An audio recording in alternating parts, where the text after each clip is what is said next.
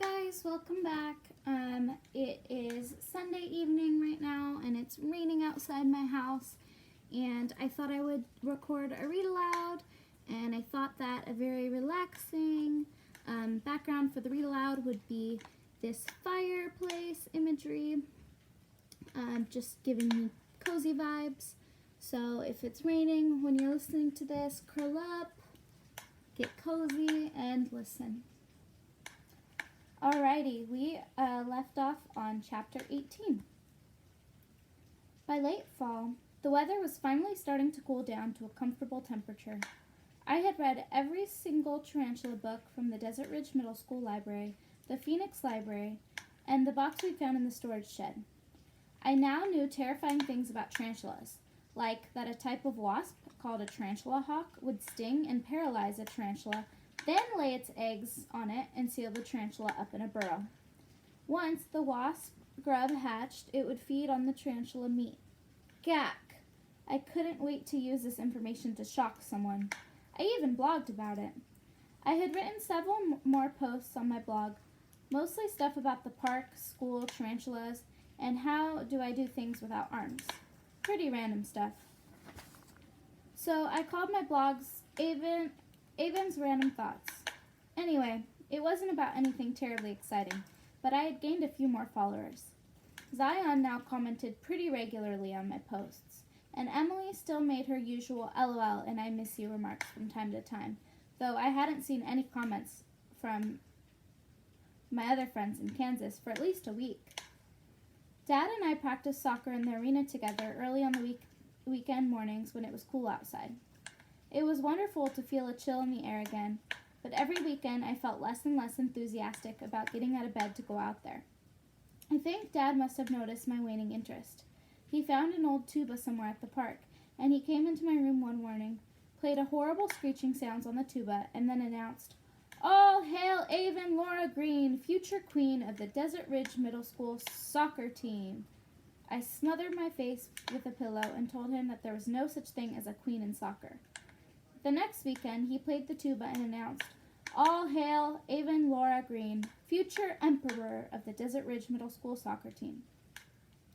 And the weekend after that, "All hail Avon Laura Green, future world dictator of the Desert Ridge Middle School soccer team."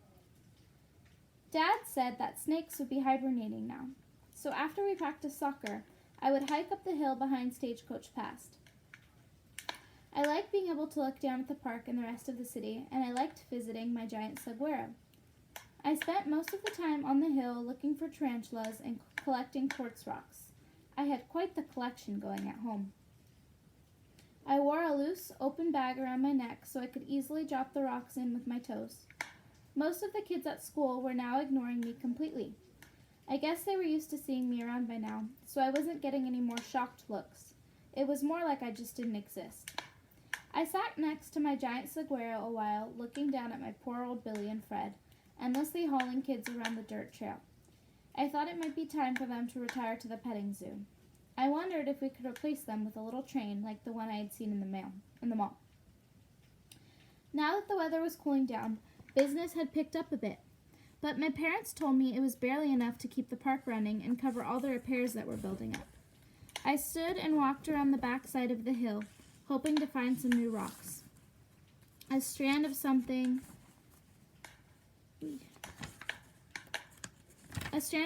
dark caught my eye. I slipped my foot out of my flat, grabbed it with my toes, and tried to pick it up. It was connecting to something in the ground, and it wouldn't come loose. I put my flat back on and started kicking at the dirt, trying to unearth whatever was under there. Eventually, I loosened enough dirt to get the strand free. I laid it out on the ground and studied it. It was caked with dirt, but I could tell it had once been a necklace with a polished turquoise stone set into a dark metal.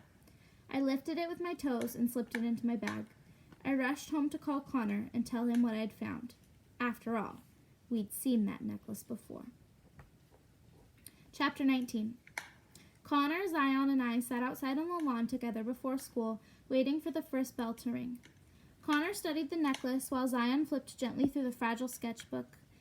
Every now and again, a brittle piece of paper would flake off, and we'd all gasp.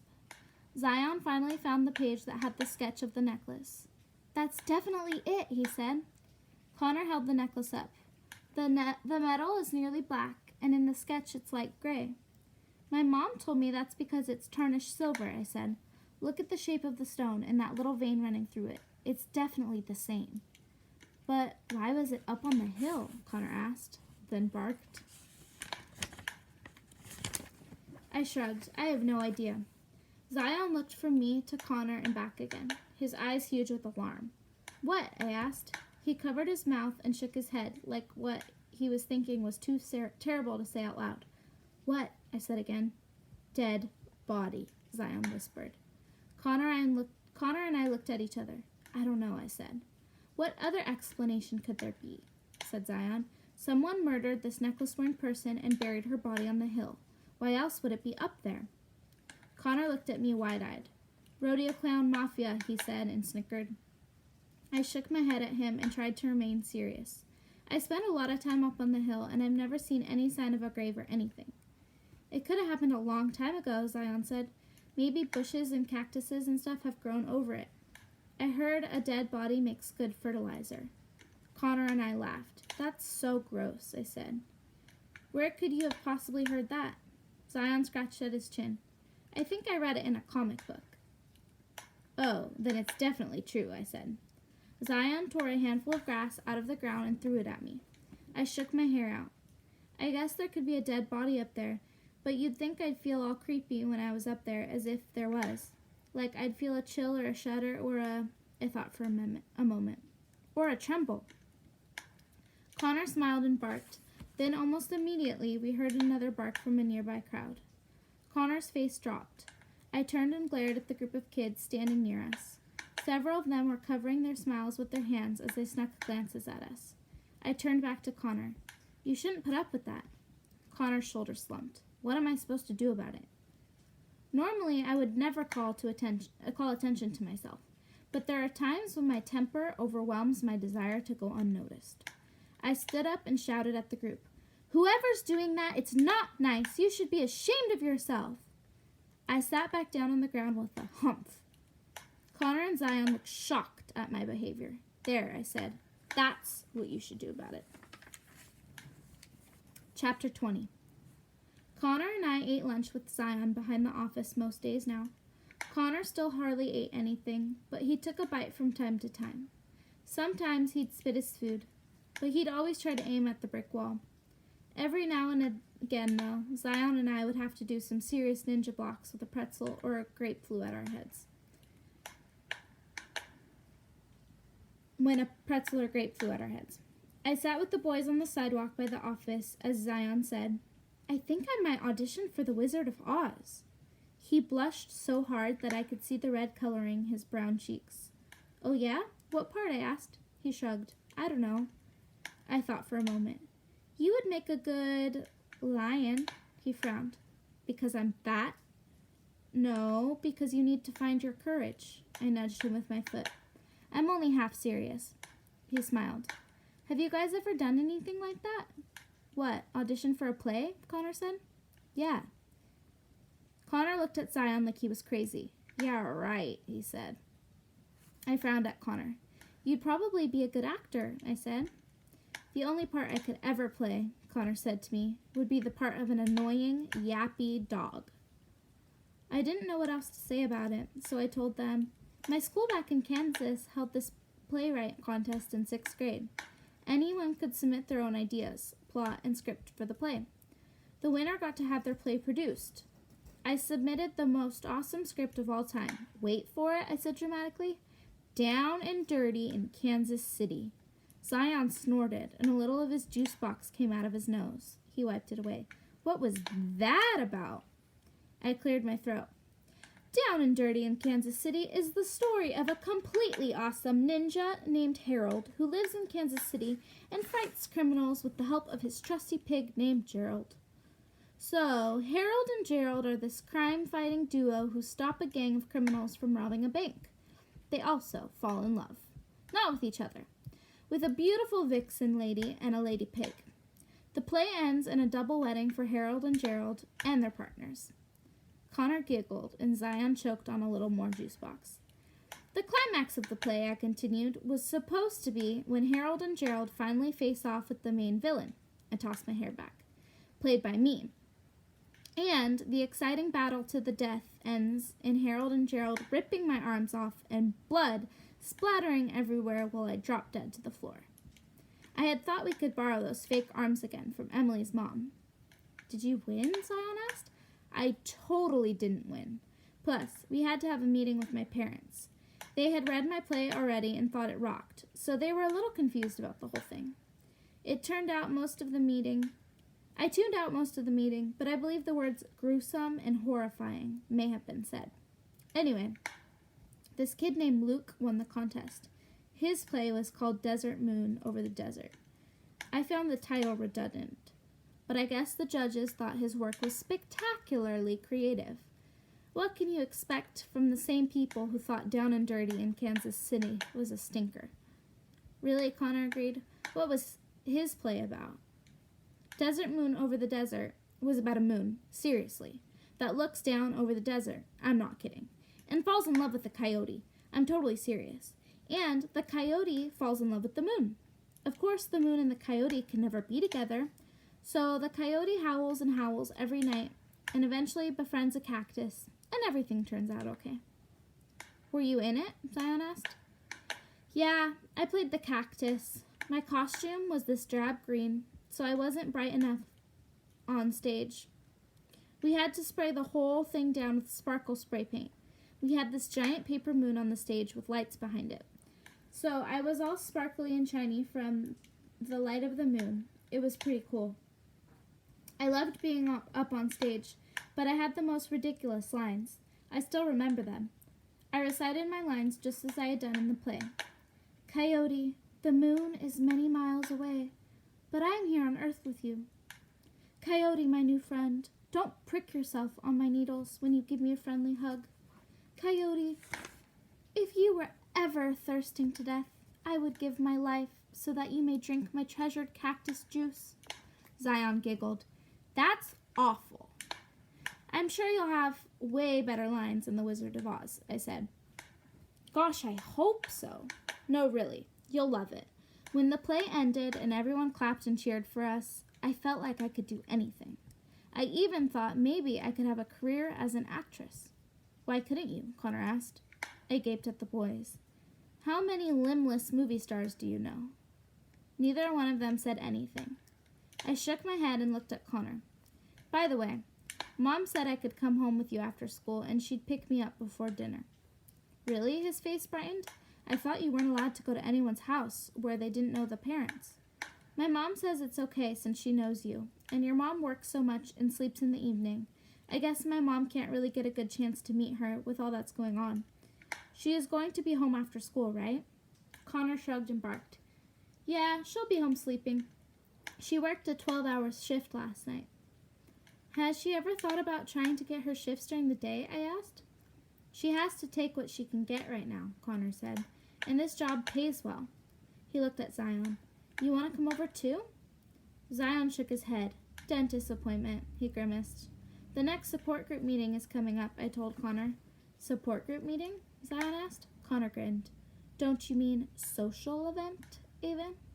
I glared at Connor while I spoke to Zion. It's a little group that meets at the hospital every month. Sorry, Zion, Connor said. For freaks only. Hey, I cried. No one there is a freak, especially not you. Connor blinked his eyes, shrugged, and barked. If you say so, Avon. I let out a loud breath. Anyway, my mom's already planning on taking us. Connor raised his eyebrows. Such peer pressure, I guess I have to go in that case. Yes, you do.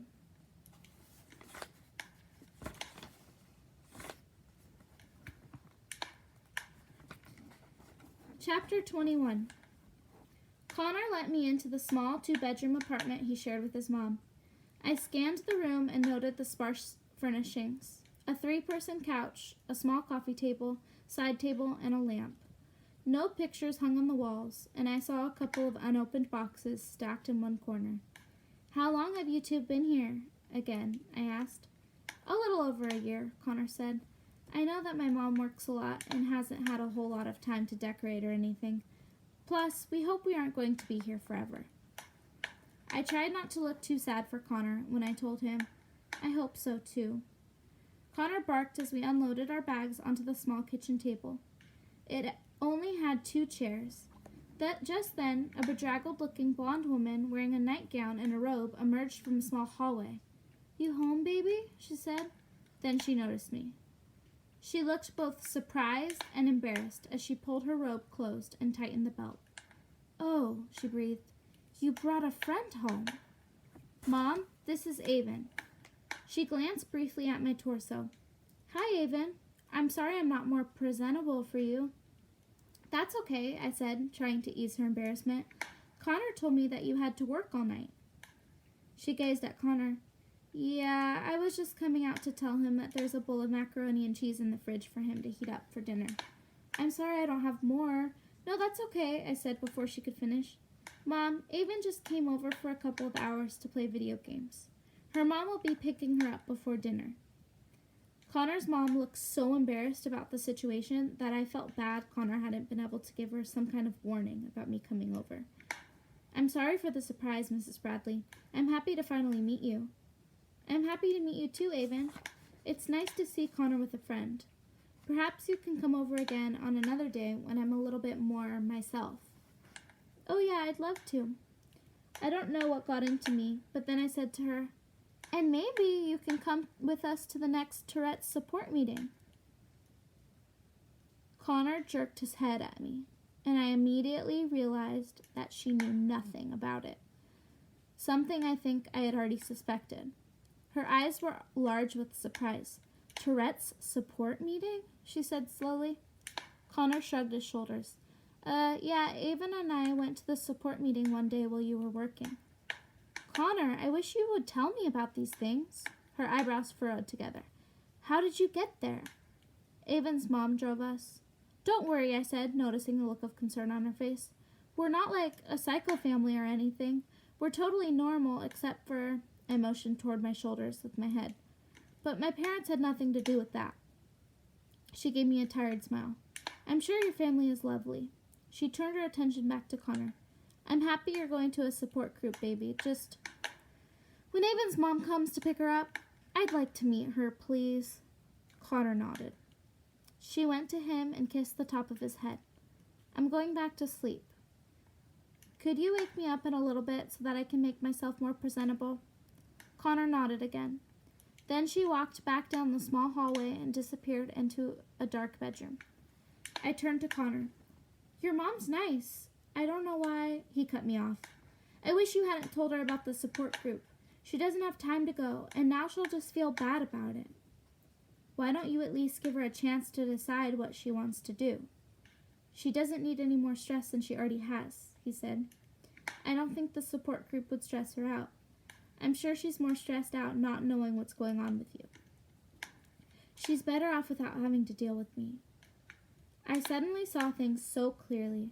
It wasn't at all that Connor's mom couldn't stand him, as he had said. It was that Connor couldn't stand himself. He blamed himself for all of his mom's problems. His dad leaving, his tiny apartment, her hectic work schedule. I knew he felt that it was all his fault. But from what I had just seen, I strongly doubt that she felt the same way. Connor, she's your mom. She doesn't deal with you. She loves you. Why don't you let her... Why are you always trying to fix me? Connor snapped. Why don't you just be my friend, Avon? I don't need to be fixed. I don't want to fix you, I said. I don't think you're broken or anything. I just want to help you. Friends help each other, don't they? I'd rather you just play video games with me. That's how you can help me. I lowered my eyes and ran my rainbow-stripped flat over the dingy carpet. Okay, I said, but I won't stop going to the meetings. You can come if you want, I shrugged. Whatever, I don't care. Connor's face softened, and he grinned. Yeah, you do. And yeah, I'll come. Alrighty, guys, I'm going to stop there. That was the end of chapter 21, and so next time we will start on 22. Alrighty, bye-bye.